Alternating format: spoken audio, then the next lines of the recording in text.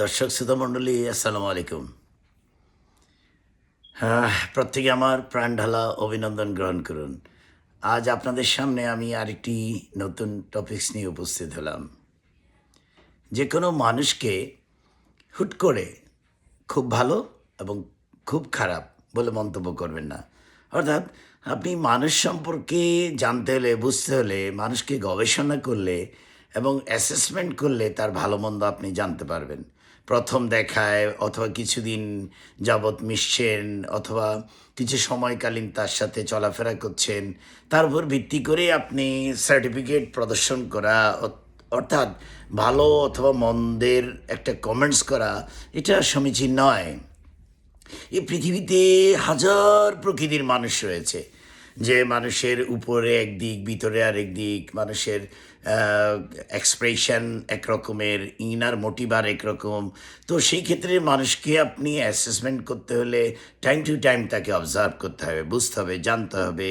তারপরে তার বিভিন্ন ট্রানজ্যাকশান, তার বিভিন্ন পলিসি, তার বিভিন্ন টেকনিক, কোথায় কোনভাবে কিভাবে মানুষের সাথে মিশছে, কমিটমেন্ট কিভাবে রাখছে, তার উপরে বেসিস করে আপনাকে স্টাডি করতে হবে।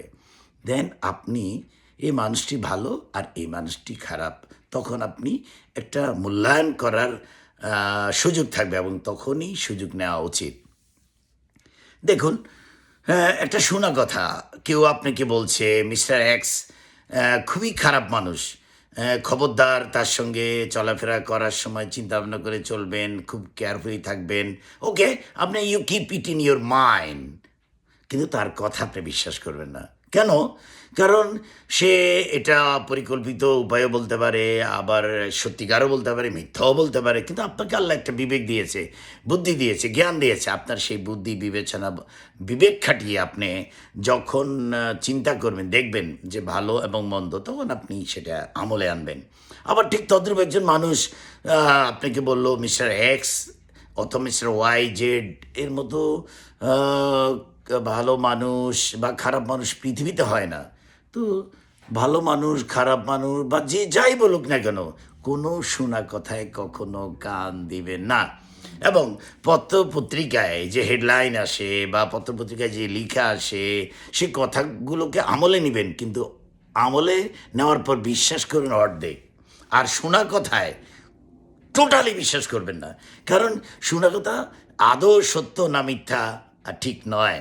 আর যদি রিলায়েবল সোর্স, রেসপন্সিবল ভদ্রলোক, আল্লাহর প্রতি ভয় আছে, যিনি কমিটমেন্ট সম্পন্ন মানুষ, যিনি ভালো মানুষ, যিনি মানুষকে বিভ্রান্ত করার জন্য, প্রতারিত করার জন্য মিথ্যা বলেন না, সেই মানুষটার মাধ্যমে আপনি যদি কোনো তথ্য পেয়ে থাকেন, সেটাকে আপনি আপনার আমলে নিতে পারেন।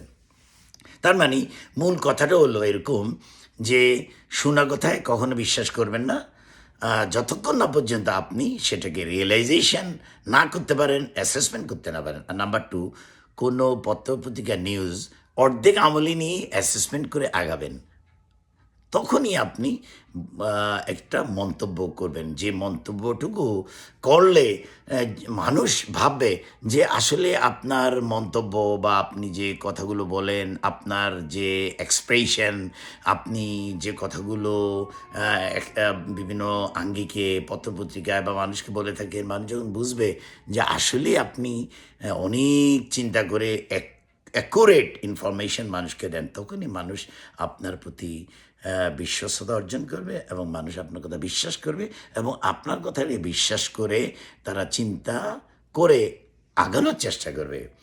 অর্থাৎ কখনই একটা জিনিস ভাববেন, নিজের বিবেক, বিবেচনা, বুদ্ধি, চিন্তা চেতনায় যে জিনিসটি অ্যাসেসমেন্ট করে আপনি বুঝবেন ভালো এবং মন্দ, সেটাই আপনি বিশ্বাস করবেন। আর টি সুন্দর টপিকস নিয়ে আসার আগ পর্যন্ত যে যেখানেই থাকুন, ভালো থাকুন। আল্লাহ হাফেজ।